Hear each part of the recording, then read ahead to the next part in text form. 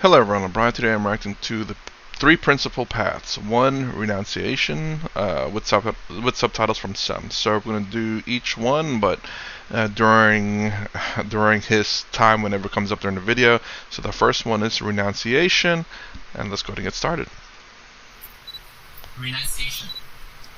What's renunciation? Renunciation is not just a matter of not having things or giving up things or abandoning things. Renunciation has nothing to do with having and not having.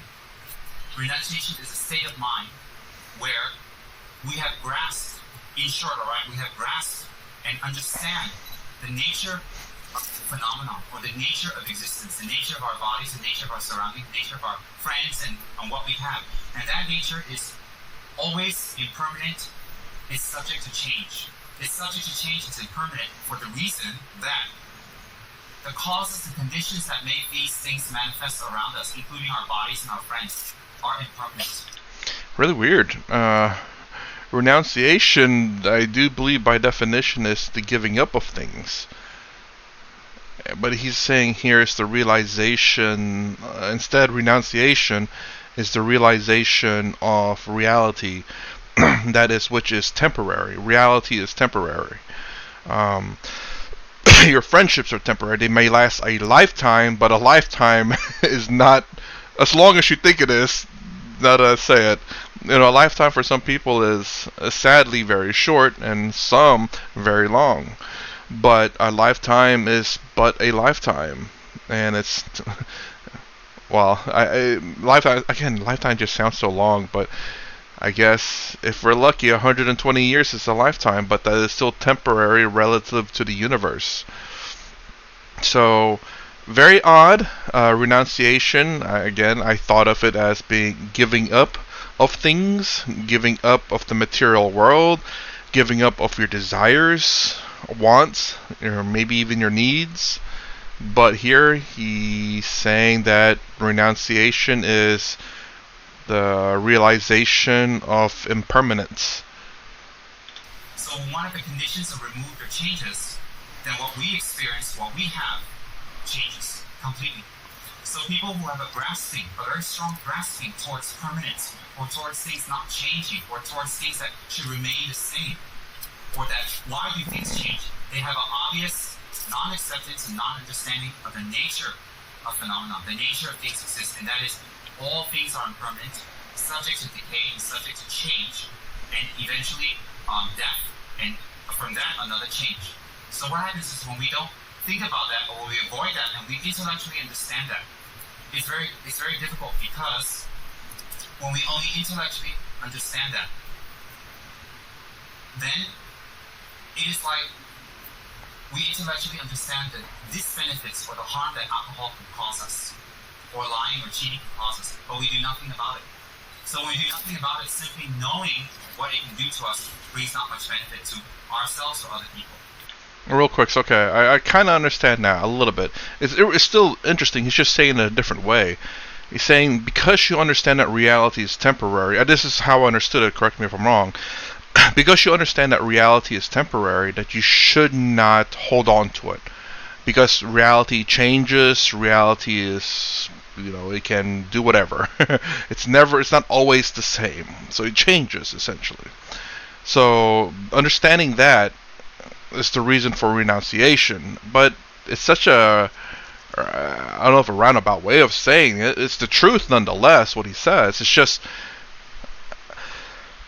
because he said at the very beginning, I believe he did say that it's not about renouncing things, it's not about giving up things, but that is kind of what he's saying. Because things are temporary, you should learn to give up things because things are not permanent. Or did I misunderstand him? So what happens is to have experienced it, to think about it, and to become enmeshed with your mind, to become close to your mind, is very, very important. And how does that happen? That happens when we engage in contemplation, better, meditation. And meditation doesn't have to be in an exotic room, exotic place, or exotic scenery. It can be on your sofa at home. It can be in your bedroom, sitting up. It can be anywhere, meditation.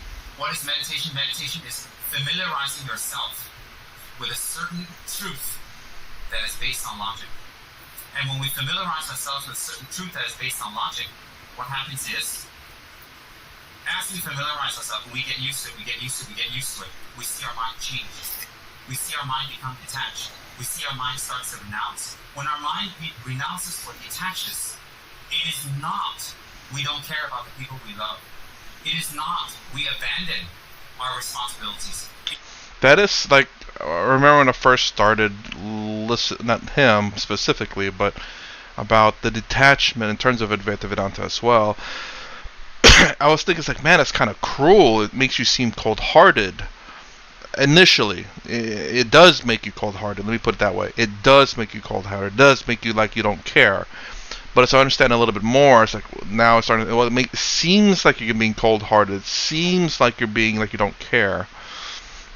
There is a right way to go about it, though, and it's just understanding how to handle situations so that you're not, you know, cold-hearted or not like you don't care. It's a different kind of understanding. It's an understanding of the situation and knowing and accepting what you cannot change. Understanding that you can't change something. I guess kind of like the death of a family member, right? You crying your eyes out is not going to change the person from being alive. If it does, then you better cry your eyes out, unless you don't like the person. Then yeah, I'd participate in the crying too. I mean, sometimes obviously you can't help but cry. But like if you just so happen to not cry, but you do feel it, of course. And you are human after all. It's not like I mean, you're not like emotionless. Even Sri Krishna still did cry, again, understanding that he was, in fact, I believe, considered to be enlightened, but he still did. Reports still said that he did cry during certain parts. So it's normal to cry. But even if you don't cry, but you understand the situations, like obviously crying is not going to bring the person back. Crying is not necessarily going to make you feel better. But understanding why it's their time to go, coming to the realization and accepting that helps out a lot. And crying, I guess, to a lot of people, crying is a step in that direction. It's the step in the direction of accepting reality. Obviously, no one lives forever, and it's just how we as humans has coped. We don't accept that people die, and that's why we cry. And then when we realize that they're gone and that they're not coming back, we tend to cry less. It's not that we just stop crying for people who cry, but we don't cry as much because we understand. This is the reason why I push for understanding a lot. Is when you understand things, it makes life a lot easier. Anyways, I went off topic again. I think. It is not we become ordained people. It is not we become yogis and yoginis. It is not that we completely let go of what we're supposed to do.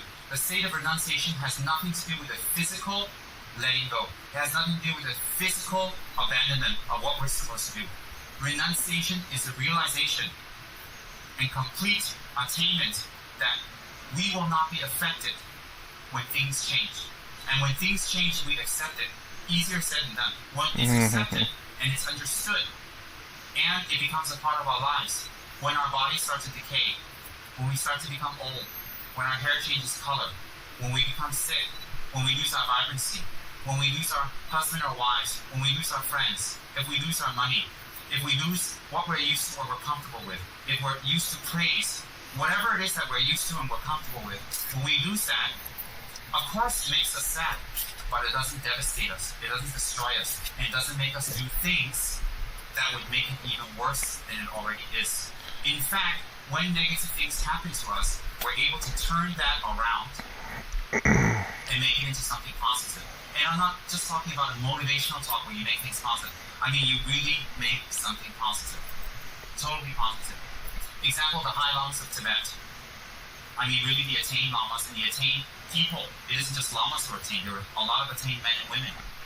When Tibet was lost, everything was taken away. Their identity, their names, their family were killed off. They're completely taken away. Even their climate, they had to go to subcontinent India. Their culture, their language was completely abolished. And everything having to do with Tibetan uniqueness is not allowed. Everything had to do with Tibetan culture and Tibetan writing and reading and arts and crafts and knowledge and scholarship and Buddhism. Anything having to do with that was completely abolished. And what happened was that people in Tibet who didn't come to the realization of impermanence and change, they suffered tremendously. Suicide, or they even retaliated, they fought back, which was futile. But the people who were highly attained, for example, His Holiness the Dalai Lama, or His Holiness Tete Chuyan Rinpoche, or His Holiness Tete Son Rinpoche, or His Holiness Tete Lingdo Jichan, these great masters, His Holiness the Great Karmapa, who actually knew and left early, His Holiness the Great Sakya Chinzin, and Mindraling Rinpoche, His Eminence, and all these great lamas, they were very sad, and they were very, very distraught, and they did many prayers to stop it. But you see, it doesn't stop them from carrying on and doing even better work. Real quick though, I'm kind of curious about this because, obviously, I do believe that they're peaceful people, so they don't fight back. At what point do you just say, you kind of have to fight back because you're just going to keep getting pushed off and pushed off and pushed off?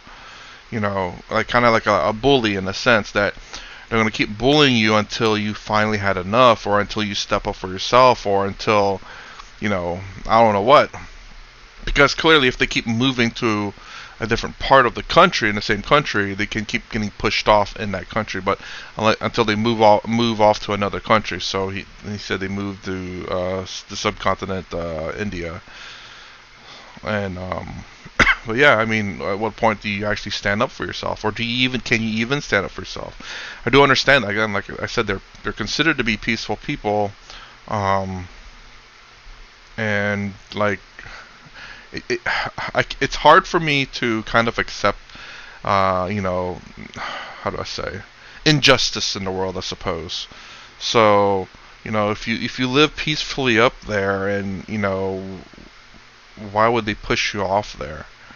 Kind of, that's not the right phrasing I'm saying. Like, if you live there, why would they want to push you off? I guess. Don't get me wrong, throughout the entirety of human history and every freaking continent in the world, people have been shoved off their lands, many, many times, and I'm sure it's still happening today in some parts of the world. But I don't know, do you just keep getting shoved off, or do you finally stand up, It's really weird to go against your own principles. I guess, I don't know, do you have someone else handle your issues, which is, I don't think is a good thing. Anyways. And as His Holiness says, is that Tibet's loss is the world's gain.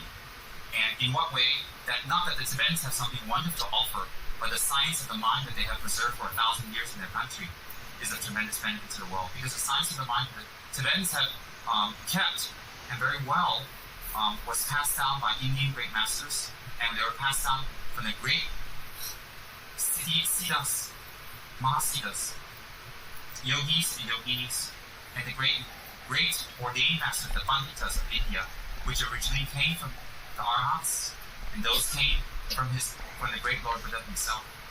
So that is spread out into the world due to this exodus, and that has brought tremendous benefit to many, many people.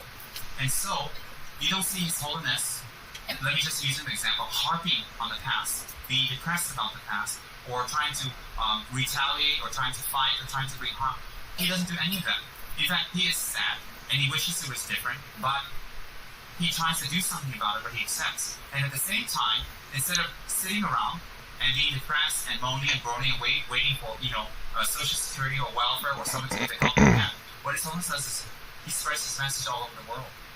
And due to His Holiness's incredible hard work and help and peaceful stance in his practice, especially his practice, his commitments, his samaya, and his incredible Buddha devotion, and his non-stop work, his purity of his vows, that Buddhism spread all over the world. And people like us, who have a wonderful center to go to, a wonderful place to go to, indirectly and directly comes from someone like His Holiness, where if he was not legitimate, if he didn't do his job well, excuse me for saying, everybody else would. Every time you see a maroon robe, you'll run, because they'll say, well, the leader's a scoundrel or something funny, so definitely everybody else on here must be also. So that's not the case. In this case of His Holiness, it's incredible because he is really selfless, really, really selfless.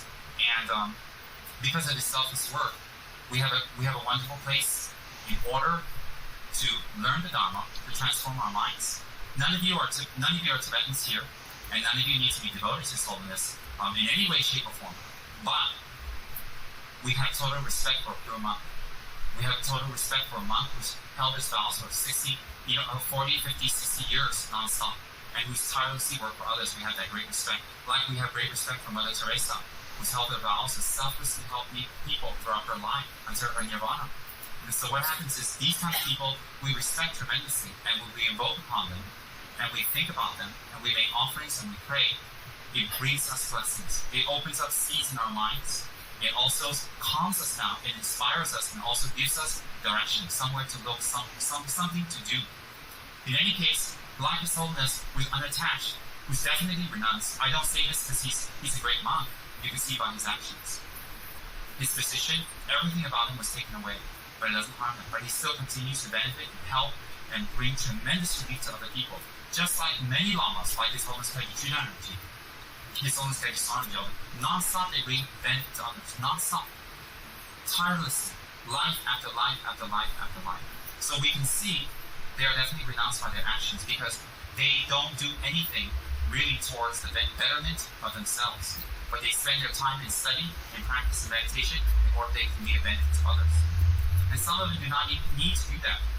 They have very strong previous life movements, but they do so, why? In order to set an example, no exceptions. Especially within the Gelugpa system, the virtuous way, started by Lama Tsongkhapa, especially within the Gelugpa system, having verification, authenticity, and being able to have a lineage is extremely important, as I mentioned before. Why is that?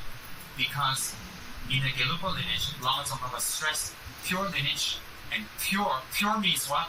Pure doesn't mean his lineage is pure, everybody else is not pure. It means that whatever lineage you are practicing, it must be you receive this teaching from your guru, you've received empowerment, you've received the transmissions, and you've done the retreats or whatever, the contemplations, in order to be able to speak it to others. So pure lineage doesn't mean one lineage is pure.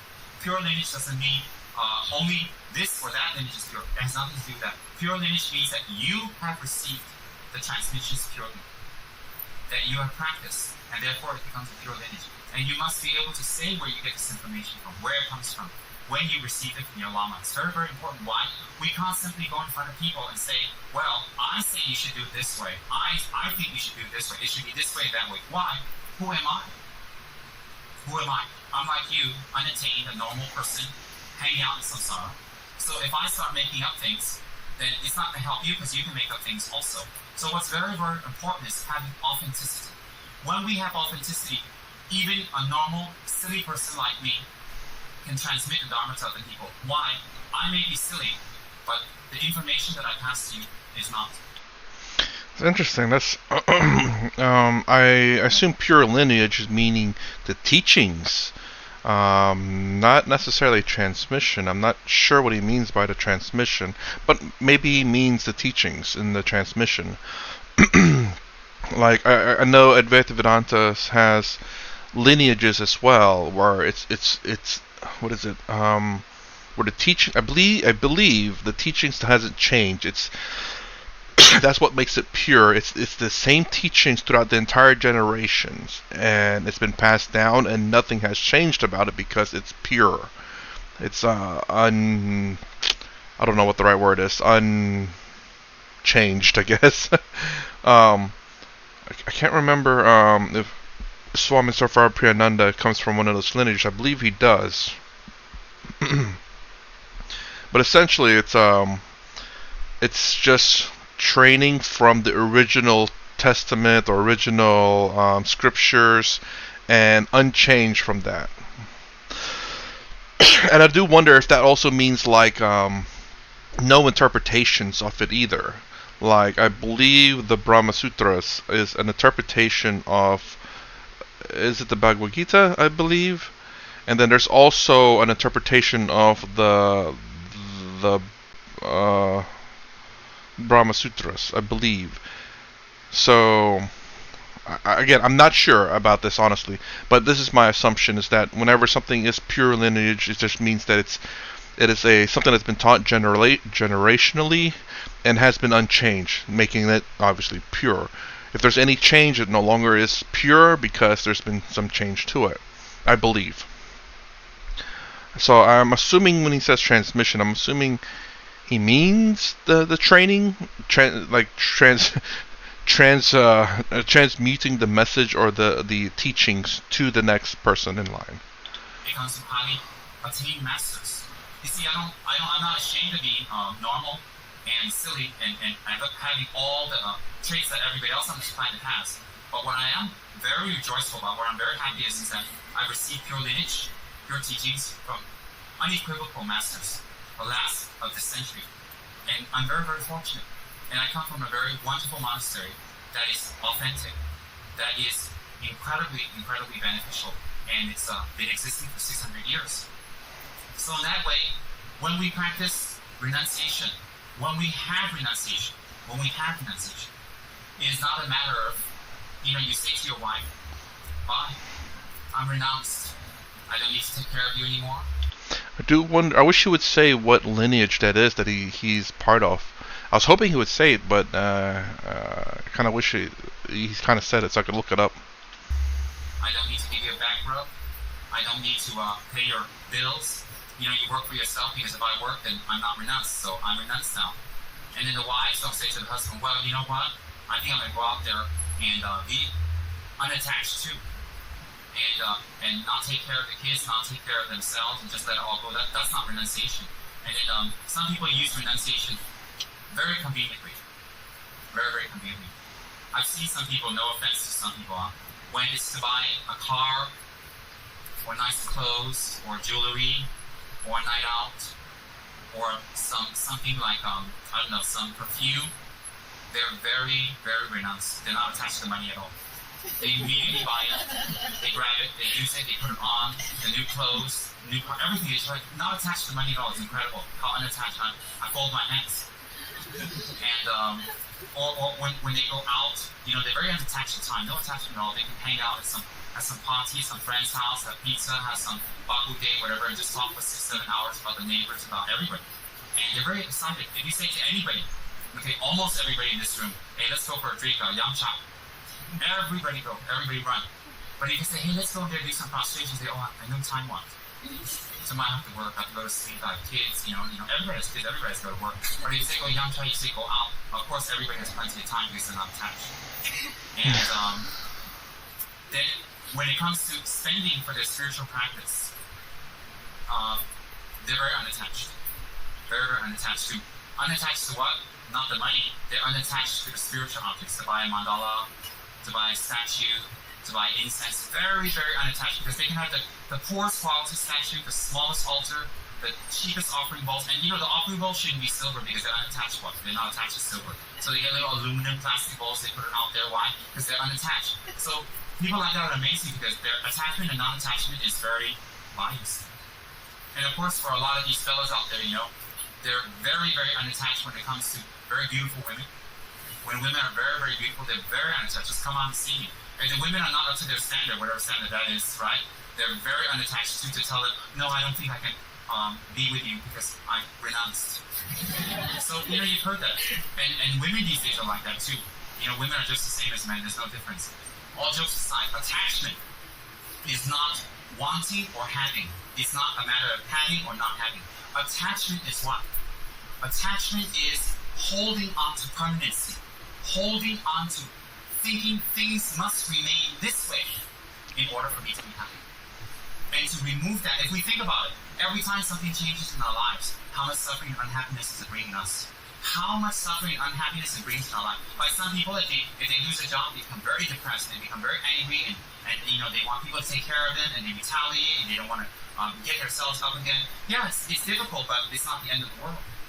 And there are people who, or if someone says something not nice to them, they throw a big BF, they're not happy, and they want to retaliate, they want to fight, they want to do something to show that they're unhappy. And these type of people, no matter what they say, actually the attachment level is very, very high. Very, very high. So attachment, not people. Attachment, not things around us, material items. Not situation, not age, not anything.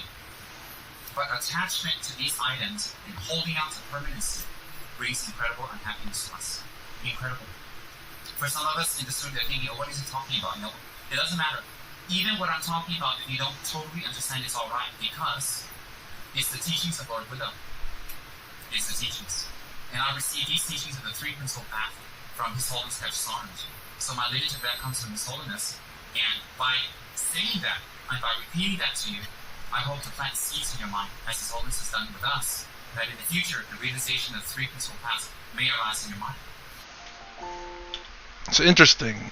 So, while he kind of said it a little bit differently in an interesting way, I will say, about in terms of renunciation of, well, you don't renounce people, you don't renounce items or objects or the material world, you renounce permanence, which is another way of saying it, and an interesting way of saying it nonetheless. Actually, it's really interesting because I never think of things like as abstract as permanence or impermanence.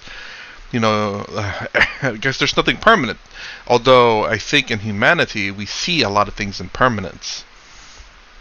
We see like the stones as permanence, even though it's not. We see, I don't know, like a lot of changes in our lives as permanent until it's not. I'm forever going to be staying in this job. Oh, it's permanent. Oh, it's not. I quit. It's not permanent. All right. It's very interesting. Like, I'm going to have this car forever. 2 years later, I want a new car. It's impermanence. Dang it. So, interesting way of how if we realize that things are impermanent, and we know that it's impermanent, we don't hold on to them for very long. Although I will say, it seems kind of sad to say that your relationship with a loved one is impermanent. While it is true, but it makes it sound terrible. It's like, oh yeah, our relationship's temporary. But it lasts a lifetime. So you're like, wait, it's temporary, but it's a lifetime. That's permanent. Well, relatively speaking, it's permanent. Permanent to your lifetime. Until it's not, then it becomes impermanent. But yeah, interesting. Interesting way of saying that. Actually, that's an interesting another way of looking at renunciation of objects or materialistic things in this world. Because, yeah, technically you can see a lot of things as permanent or impermanent in this world. You hope that things that you buy will give you permanent joy. Like a new phone, or a new car, or a new house, or a new shirt, new shoes. You hope that will give you a permanent joy. Only to realize that it is an impermanent joy. And whenever you hold on to that permanence, as he says towards the end there, that's when you start to suffer. Because you no longer have that permanent joy from the item that you bought, because it is just something that's impermanent. Again, that's a very interesting way of saying that. That's another way to interpret renunciation for sure. Absolutely, 100% agree. It's a bit complicated, to say that. It's not very simplistic, but it's nonetheless the truth. It is very much the truth, because even in Advaita Vedanta, they say everything's temporary, which when you think about it, is true. And you can see how these impermanence or temporariness is the cause of suffering, because you hope that something that you get will permanently make you happy, but you come to realize that it does not. So that's my reaction to the three principal paths. One, renunciation. Part 2 will be whenever Tsem's video comes back up again in the rotation. So if you like my content, please consider subscribing, thumbs up the sound down below. Thanks for watching. I will see you in the next vid.